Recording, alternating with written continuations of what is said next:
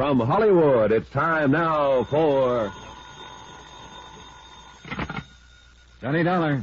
Jimmy Sayer at Inner Allied Life, Johnny. Oh, hi, Jim. How are you? The way I feel now, the way I'm going to feel depends on you. Okay, let's have it. Remember a guy named King Tut?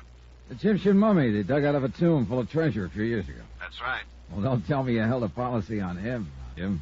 Seriously now. You'll also remember there was supposed to be a curse on anybody who molested his tomb. Yeah, it's supposed to be. But, of course, anybody knows that stuff's a lot of malarkey. Is it? Isn't it? Better reserve judgment, Johnny, until you hear about the curse of Kamashek.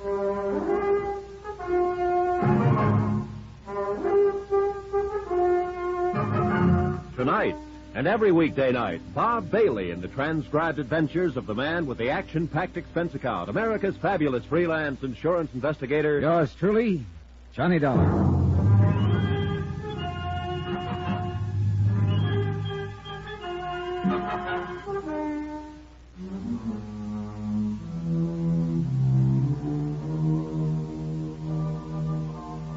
Expense account submitted by Special Investigator Johnny Dollar to the Inter Allied Life Insurance Company, Hartford, Connecticut.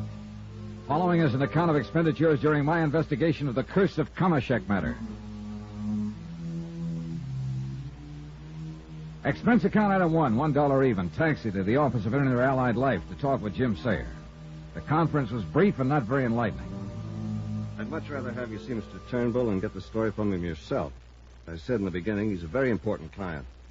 What's more to the point, he can tell you about it much better than I can. Jim, to coin a cliche, you're being just as clear as mud. Also, by the way, he specifically asked for you. Oh, how come?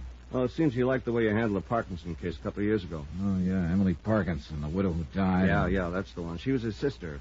And, well, go down and see him, Johnny. I honestly can't tell you anything more than I already have about the thing. James, you have told me nothing. But he can, and you can pick up a nice fee on it. As a favor to me. No, for that nice fee. Jim promised to phone Eric Turnbull that I was on my way, and I ran of items 2 and 3, $4.20 for a quick lunch and train fare to Stamford. There I was met by a chauffeured car and driven to Turnbull's house. Far out of the town on Birchbrook Road, it was set on one of the biggest, most beautifully landscaped pieces of property I'd ever seen. The fine old home looked as though it had stood there in all its straight-laced dignity for 100 years, and stolid against the changing world would stand for another 100. In sharp contrast, a live, clean Studebaker Golden Hawk was parked in the sweeping driveway at the front. Haskins, the chauffeur, had explained on the way that he doubled as butler, so I wasn't particularly surprised when he opened the door for me. Since you received the call about your coming, sir, you are to go right in while I take the motor car to the garage. Unless... He glanced at the Golden Hawk quickly, back of me, then, having left the word unless hanging in midair, climbed back behind the wheel and drove off.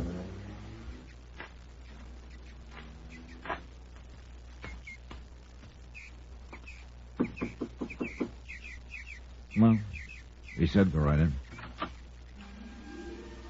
Inside, the house was a classic. From the tile-floored reception room with its walls of oak and a broad staircase leading to the second floor, I could look into the huge living room, finished in polished mahogany, with a leaded glass window at one side and thick oriental rugs on the floor. A fireplace that seemed to take in a whole wall, and fine mahogany furniture that glowed with a beautiful patina. Beyond that, I could see the library, golden and walnuts. And sitting at a broad desk was a man, his face red with anger, shaking his fist at a very attractive girl of 22 or 3 who stood before him, obviously distressed by what was going on. Don't call me Uncle Eric. I'm not your uncle now, and by heaven, if I had my way, I never will be. You're not married to him yet, my girl, and if I have anything to say about it, you... Oh. Mr. Dollar, isn't it? Yes, sir. Mr. Turnbull? Well, that's right. Come in. And Dorothy, Mr. Dollar and I wish to be alone. The girl stood there for a brief moment, looking at the man with an expression of utter futility in her face. Then, without so much as a glance at me, turned and left by the door that I had just entered. Come in, Mr. Dollar. Come in, please. Thank you. I'm sorry about this. Somewhat embarrassing to you, I'm sure, but it's something I'll have to tell you about later. Sit down, please. Thanks. May I pour you a drink? I must confess I feel I could use one at the moment. No, thanks, Mr. Turnbull. I think I'll pass it. I suppose it is a little early, but, well, good luck. Now, Jim Sayer, an inner allied, tells me you have an insurance problem. Actually, not yet. I'll be perfectly frank with you, Mr. Dollar. Please do. I'm asking you to help me not as an insurance investigator, but as a man I feel I can trust. But you don't really know me, Mr. Turnbull. Oh, on the contrary, I do very well. As a result of your handling the case of my widowed sister, Emily, when she died a few years ago. As a matter of fact, you and I met very briefly at the time. Oh, yeah, of course, Emily Parkinson. The case involved a lot of phony relatives who filed claims on her estate. Yes, that's right. And your clever trapping of those false claimants and their cheap attempts to gain part of Emily's fortune was... I understand that several of them are still serving sentences. Yeah, I believe so. Which is quite what they deserve. If there's anything I detest in this world, it's dishonesty. Well, I guess most of us feel that way about it. Of course we do, if we have any shred of human dignity. Yeah. But now, what is your problem? It concerns Donald, Emily's son, my nephew. I had expected him to arrive here before you, but suppose I go ahead anyway. Go ahead. Well, when her husband died, Emily was left with a considerable estate and their only child, Donald. The estate's worth nearly $1 million now. Mm-hmm. With not too many years ahead of her, she wasn't well. She had lavished everything on the boy, the best of private schools, travel to Europe, all the things that befit one of our social and financial status. Before she died, she carefully put all of the money into a trust for Donald. A rather unique arrangement, which I control until he reaches the age of 30. What would happen if he didn't survive you? Would it all pass to you? Yes. But of course I have no particular need of it. When I sold Turnbull Enterprises some years ago, I think you can see that I'm pretty well fixed. Investments, you know. Yeah. At any rate, since his mother died, Donald has been living here with me in accordance with her request that I care for him. And I've been glad to do it. I love the boy, really. How old is he, by the way? 25. He'll be 26 in October. And what's he doing for a living? That's the whole point. There's no need for him to work for a living, as you put it. But in college, against my better judgment, he majored in archaeology and Egyptology. What did you want him to study? Business and finance, of course. Forgive me for being so blunt, Dollar, but I see no sense whatsoever in his taking the fortune that his father spent so many years building up and squandering it on a lot of... Oh, Donald, come in. I received word at the club you wished to see me, Uncle Eric. What is it this... Oh. Mr. Dollar is my nephew, Donald Cronin. How do you do, I know. We've been talking about you, Donald. Oh? As a result of a newspaper item I just read, to the effect that you're preparing for another expedition. That's right, sir. I'm going to the ancient city of Thebes in Egypt. Egypt? Since my trip last fall, I've done a lot of reading and research in New York and London. I'm convinced I've located the ancient tomb of the pharaoh Kamashek. Advance party's already begun excavation. I'll join them there. Do you realize the cost of this thing? Uncle Eric, it promises to be one of the most important archaeological finds of the century. You mean it might be if I let you go? If you let me go? Uncle Eric, perhaps Mr. Dollar... Mr. Dollar can hear anything I have to say to you. You see, Dollar, we're finally getting to the point. Yeah. Donald, I'll make no bones about it. I'm quite fed up with your wasting your time on these stupid, pointless expeditions. That's not the way the museum feels about them, sir. Well, that's the way I feel about them. Wait, please. Donald, isn't that your collection from Yucatan that the museum recently acquired? Why, yes, sir. My party and I were able to... I'm sure we don't care about your party and you. You're not only wasting your time, but your money. The money your father struggled an entire lifetime to gain. That money was left for me to spend in any way I see fit. Provided your handling of it meets my approval. When you're 30 and the estate passes completely into your hands, you can do anything you like with it. Buy the Brooklyn Bridge if you want. You probably will. But until then, I am legally in control of it. And now, finally, I have every intention of exercising that control. At least to the extent of seeing you don't squander any more of it on these foolhardy expeditions. I take it you've made several, Donald. Yes, sir, and he's opposed me in all of them. Because sooner or later you've got to learn that as the wealthy son of a family, it's up to you to carry on the tradition that's been set for you.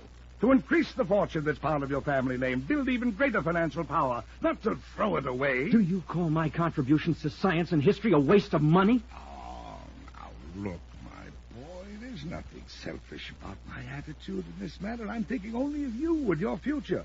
The family name that you alone will have to uphold. Well... Why don't you give up this asinine idea of going to Egypt? No, sir. What do you mean, no? Let me finish. There's no point in your saying any more, Uncle. I'm going to explore the tomb of Kamashek. Now, listen here, you I've young made great... all the arrangements, obtained the sponsorship of the museum, notified the universities that are interested in my work. I say you're not going. And I say I am, sir. You young fool. Don't you realize that I'm in a position to cut you off without a penny?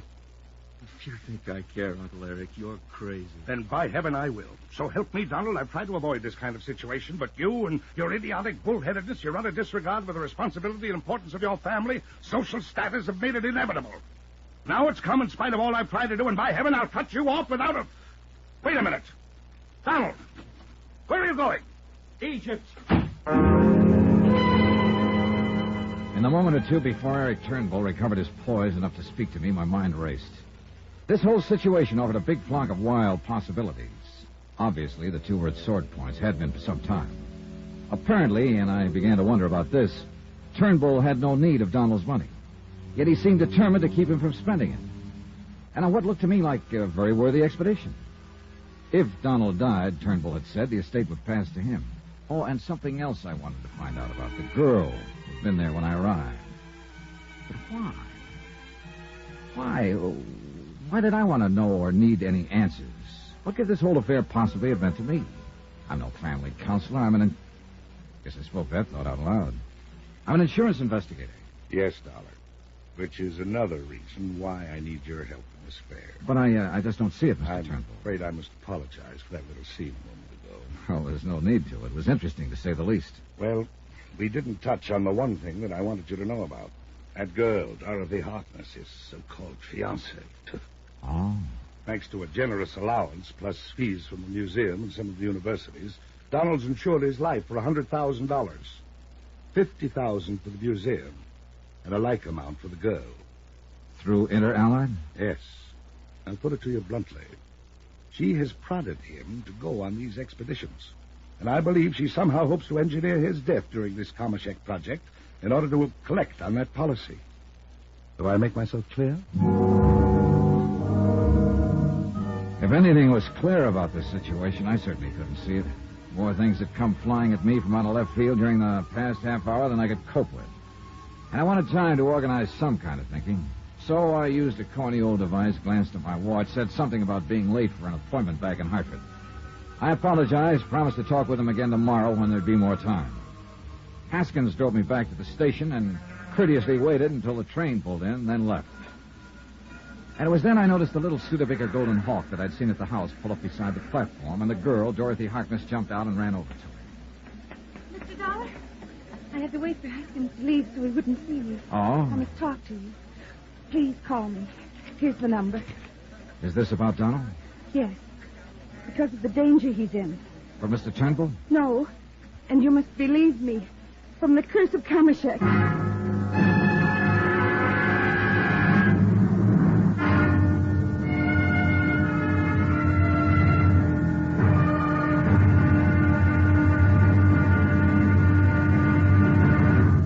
Now, here's our star to tell you about tomorrow's episode of this week's story. Tomorrow, a little order starts to come out of the Department of Utter Confusion and a promise of murder. Join us, won't you? Yours truly, Johnny Dollar.